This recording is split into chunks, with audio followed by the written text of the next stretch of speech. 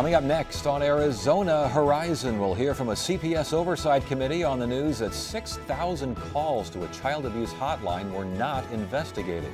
And ASU's Business School hands out its Spirit of Enterprise Awards. Those stories next on Arizona Horizon. Arizona Horizon is made possible by contributions from the Friends of 8, members of your Arizona PBS station. Thank you. Good evening and welcome to Arizona Horizon. I'm Ted Simons. Funeral services were held today for former state lawmaker Ben Miranda, who died earlier this month of heart failure at the age of 64. Miranda was a Vietnam veteran. He was buried at the National Memorial Cemetery in Phoenix, and a public memorial was held at American Legion Post 41. Besides serving in the legislature, Ben Miranda was also a lawyer and a community activist. Late last week, Department of Economic Security Director Clarence Carter announced that over 6,000 cases of reported child abuse dating back to 2009 were not investigated. The cases were apparently pulled from a Child Protective Services database before being assigned to investigators. Fallout from the announcement includes everything from calls to completely restructure CPS to demands that Clarence Carter resign. Tonight we hear from two members of the Child Protective Services Oversight Committee. State Senator Nancy Barto is the committee co-chair, and we're also joined by committee member Representative Debbie McCune Davis. Good to have you both here. Thank you so much for joining us. Thank you. Let's get right to the 6,000 calls to a child abuse hotline somehow get lost. How? That's what we need to find out. Absolutely. And I mean, the Oversight Committee was already very concerned about Arizona's rising number of cases and being an outlier from other states and getting to the bottom of that. But now it's absolutely critical that we have an investigation and see what happened. What we do know so far is from initial reports is that CPS, this was a system failure. Case managers did not drop the ball here. This was somebody decided to make a category called not investigated and place 6,000 cases into that computer category, and none of them belonged there. So what we have is case managers who never received those cases, and those cases were not investigated. And we do know that some of those cases were critical.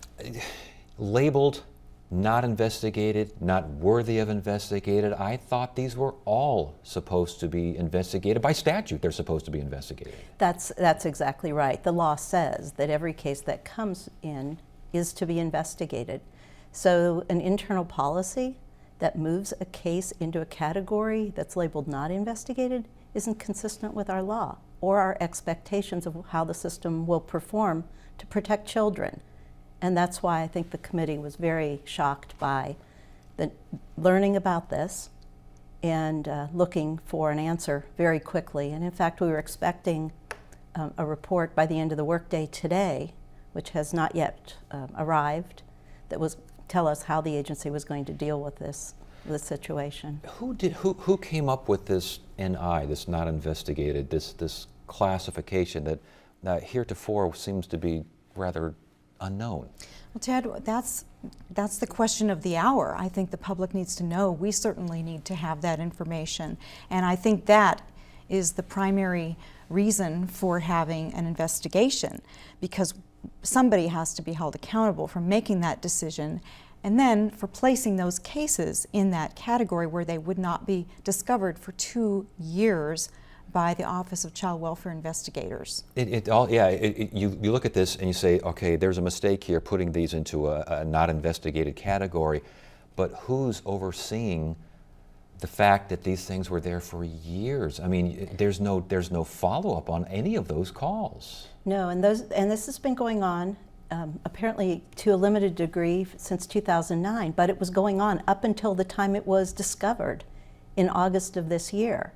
And those cases have simply not been addressed and investigated. And what Director Carter said in our committee is that they quickly went back and looked at those cases, and they were in need of investigation.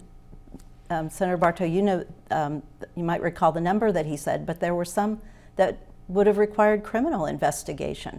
So whatever policy was put in place clearly didn't have appropriate criteria because these were serious cases, and the committee, and I'm certain it's unanimous, want to get an explanation. But there are other concerns too about what's happening to the backlog of 10,000 cases that have been languishing within the system, and the high caseloads and other things within the agency. Our oversight committee was created specifically to make certain that the money that the legislature gave the agency was being used to correct this problem. I would agree with that, and just, you know, to your point, it calls into question whether or not the SWAT team members who are specifically charged to clear that backlog are really worthy of our support continued going forward, because what I understand is the members of the SWAT team had to sign off on each of those cases before they were placed in that NI category. So now we have SWAT team members who are supposed to be the most highly trained case managers in the department, and put them in charge of clearing additional cases. I'm not sure that's such a great idea at this point. And indeed, when you say SWAT team members, just the fact that you're using the plural suggests there's systemic problems here. There's something beyond just a couple of rogue folks doing things that no one else seems to know. That seems to be the case, but again, we really don't know, do we? Well, and what Representative McCune-Davis mentioned was we were supposed to have a timeline today, by the close of business today, committee members. Mm-hmm. And giving something as simple, well, it's nothing as simple when you're talking about government, granted. However, in light of the seriousness of what we're dealing with, you'd think they had the entire weekend to at least draw up a timeline of their first steps, mm-hmm. and what the agency is going to do to address it, at least their plan, and have that delivered according to their own deadline. And it's really indicative of what the Oversight Committee members are dealing with. We ask for information, and oftentimes it's woefully lacking. So we have to come back and ask more questions to clarify. And I believe there are just systemic issues. It's indicative that there are systemic problems throughout. You had mentioned the backlog of cases, some 10,000 under-investigated cases out there waiting in the pipeline. Now we got 6,000 more that need to be addressed. What's next for CPS? How do we handle all this? Well, the real concern is that we have a very high percentage of kids who are in out-of-home placement. We have a backlog of cases coming into the system. If you talk to families who deal with the system, they don't get responses in a timely way. There are some things that the agency has done to create what they call a warm line for families to be able to call in. But the bottom line is that with the resources that have been redirected to the agency, we expected numbers to begin to level out. And I'm not certain we can say that. And there's another component, and that's that there's an investigation that is supposed to be launched by Department of Public mm-hmm. Safety. And I think there was an expectation stated in our committee that that's a criminal investigation, because this process that's clearly been used within the agency over numerous years is not consistent with our law. Is the DPS investigation perhaps, possibly, could be a reason why you're still waiting for an outline right now? I don't know. I hope it's been undergoing since the news mm-hmm. came and the decision was made to ask DPS to do the investigation. I'm not sure if they're completely linked. Yeah. Has anyone, and I understand Clarence Carter is under a lot of fire here, and I want to ask both of your opinions on what needs to be done to address his work. However, has the committee talked much to rank and file folks at CPS? The caseworker on the ground who has to deal with X, Y, and Z, and now apparently every other letter in the alphabet as well. What are you hearing from those folks? Are you just hearing from administration? Are you hearing what you need to hear from the boots on the ground? You know, it's difficult to get to the rank and file. I think, you know, obviously they have a tough job, and I think many of them are doing it exquisitely under the circumstances. but it's difficult to get clear and concise information because I think there's a lot of political aspects to the agency. And so I think that is one of the charges of the Oversight Committee, is to make sure that the systems in place are working. And so oversight over each of those individual parts is critical. So talking just to a case manager, you may not get the same story as you do from a legislative liaison, for instance. Well, but I would ask if I would want to know from that caseworker what's going on, at least not maybe one, but a group, to try to get a response. You know, legislative liaisons and administration is one thing, but these folks are the ones knocking on doors and dealing with families. Something's not working out there. I would think they would know. Well, and that's the question. Do we really have a good understanding of what's going on in the community? The agency has provided ride-along opportunities for members of the committee to get a better understanding of what the burdens are on the agency. That's very helpful. I've done that a number of times over the years. And they have a tough job, and they do it well. The questions are they under-resourced?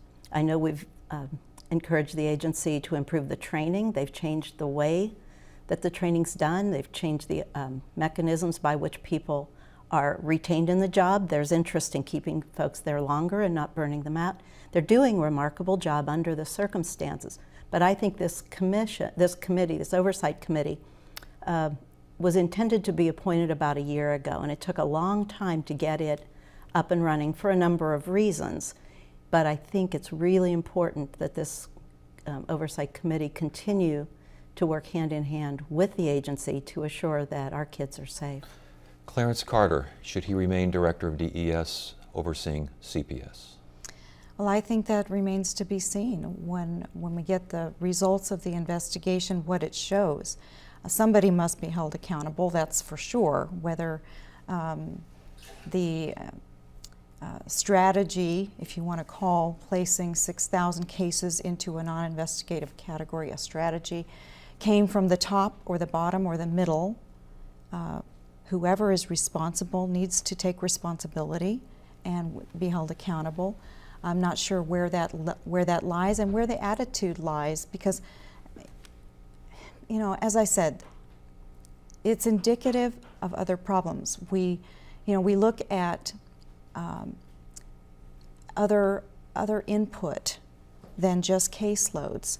When an agency calls for another 444 case managers as a result of this, you have to wonder, well, okay, we've tried to get information about how skilled and how experienced our case managers are now. If they're just hiring the 200 that we funded recently, and we're still having a retention rate at 30%, or turnover rate at 30%, how experienced are they going to be when they admit that their pipeline is basically ASU graduates? And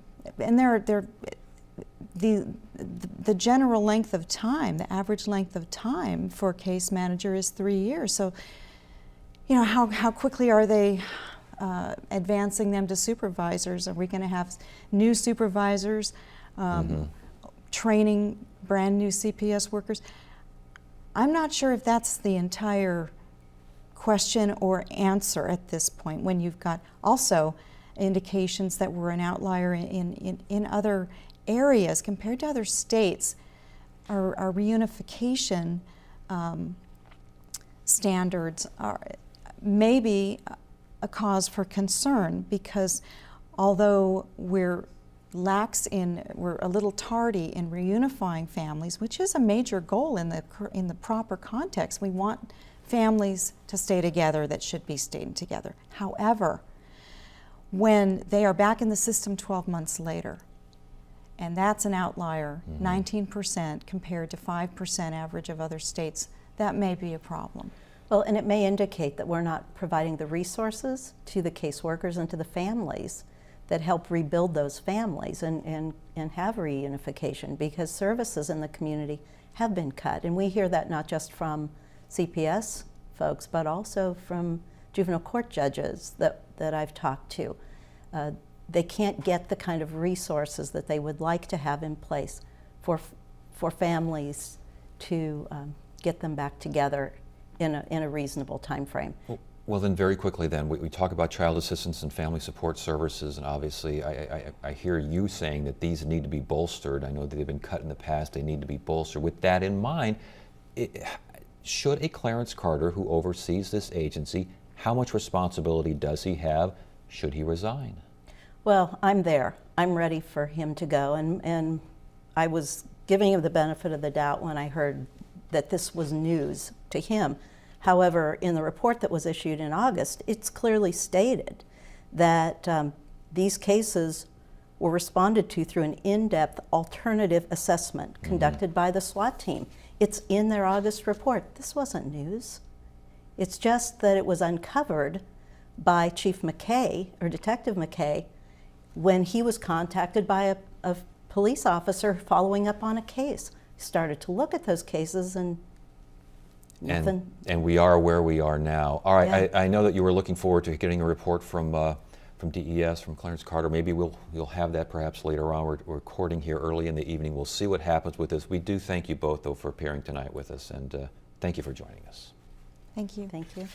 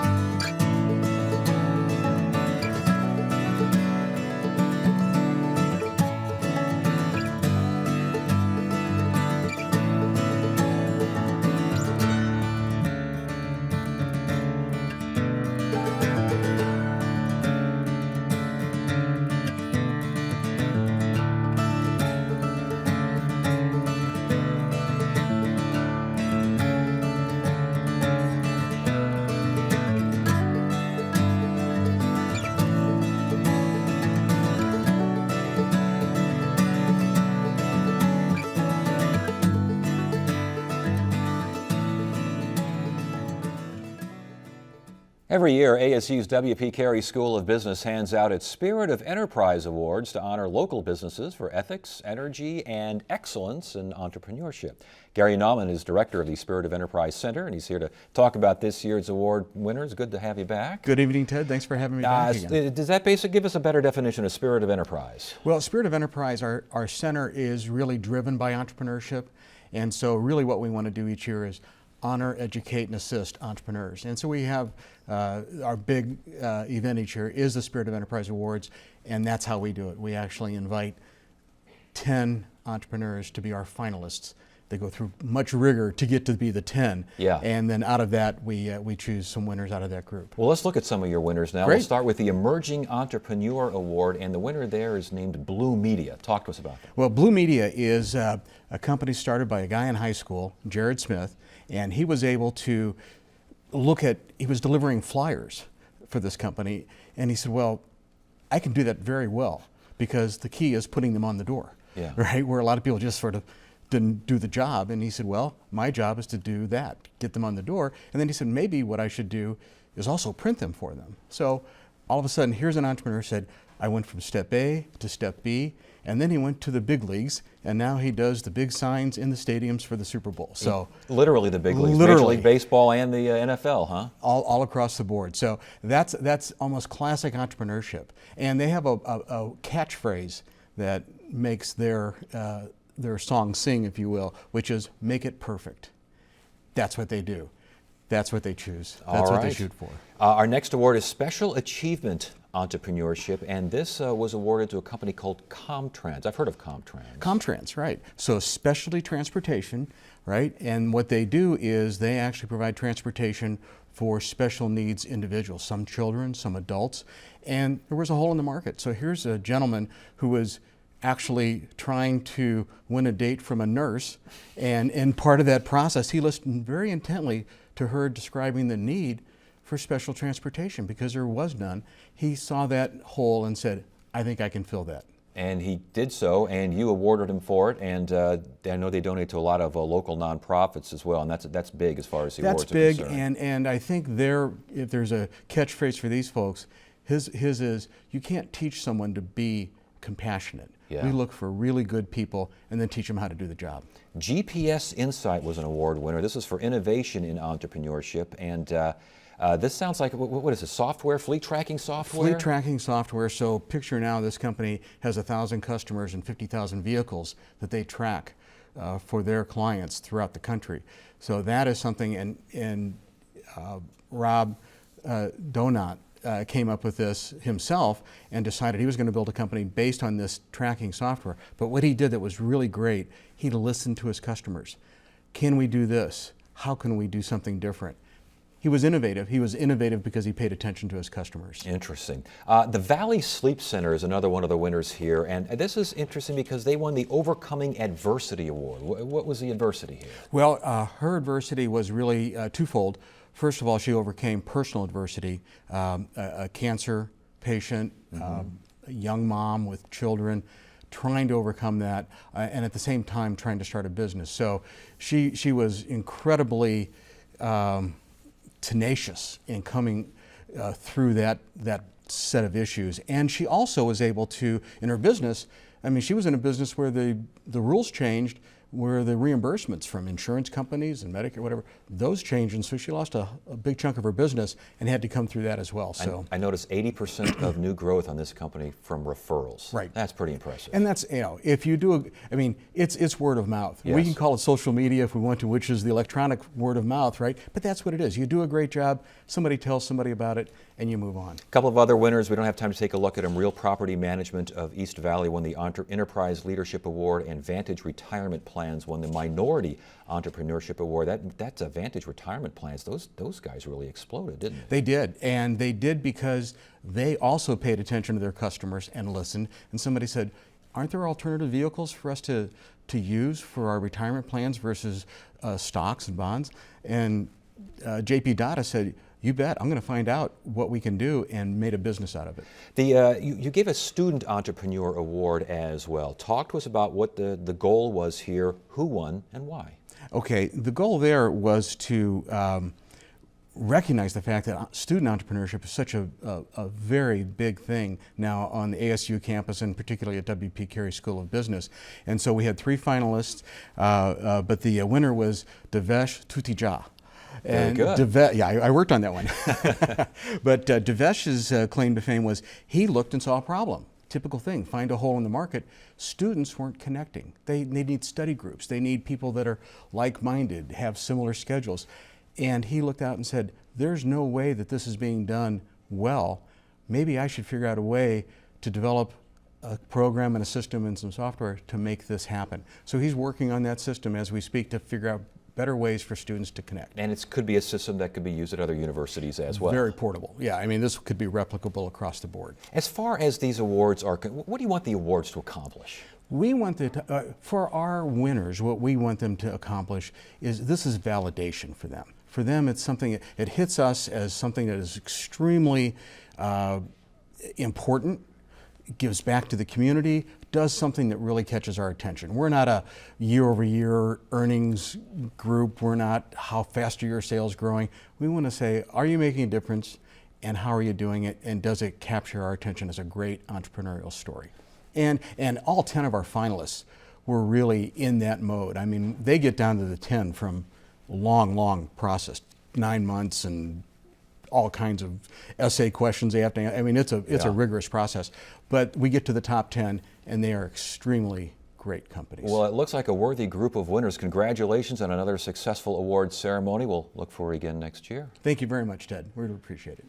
And tomorrow on Arizona Horizon, we'll hear about efforts to build a Cactus League Hall of Fame, and we'll find out about a landfill that produces electricity from waste. That's Tuesday evening on Arizona Horizon. That is it for now. I'm Ted Simons. Thank you so much for joining us. You have a great evening.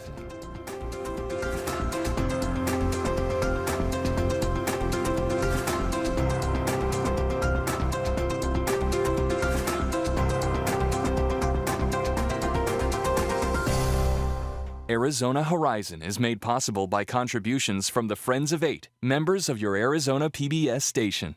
Thank you.